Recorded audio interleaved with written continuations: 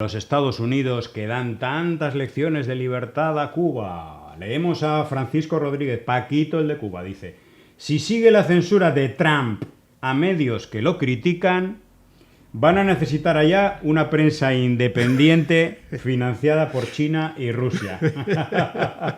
Bueno, leemos también. Muy bueno, Paquito. Dice: la cadena ABC suspende indefinidamente la emisión del programa del cómico Jimmy Kimmel por sus comentarios sobre el presunto asesino de Charlie Kirk. Y es que en Estados Unidos ahora mismo existe una ola macartista. El propio Donald Trump designaba hace unos días como organización terrorista el movimiento antifascista Antifa, y bueno, y está amenazando a periodistas.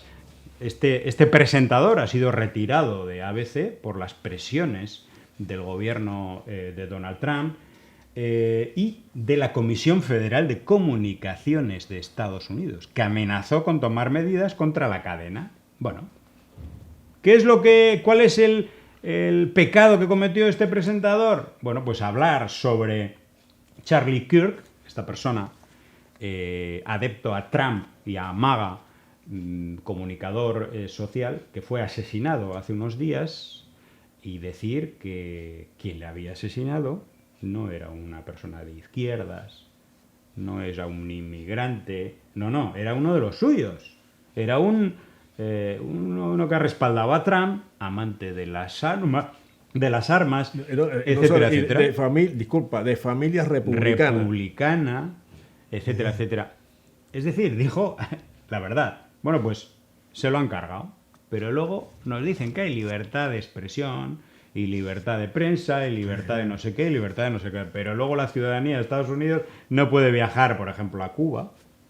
Tiene vetado absolutamente ese derecho, etcétera, etcétera. Y luego, por supuesto, estamos hablando de que esta es un sistema, un régimen político donde la comunicación está en manos de grandes magnates de la comunicación que, por supuesto, censuran hasta lo más mínimo cualquier opción de verdadera izquierda, de verdadero discurso alternativo. Pero cuando se les escapa algo, ya en este caso que ni siquiera es un discurso de izquierda, sino simplemente que está criticándole al presidente por algo que es evidente, es que ni eso permiten. No, pero ahí queda retratado lo que es Donald Trump, el presidente de los Estados Unidos. Este presidente es una de las personas que se ve, no hace falta irme, se ve su pensamiento ideológico, se ve lo que hay detrás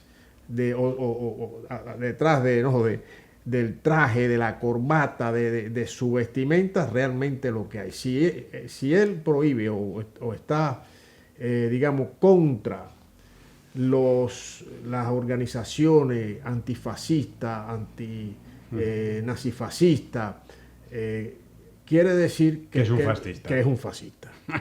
Quiere decir que es un fascista.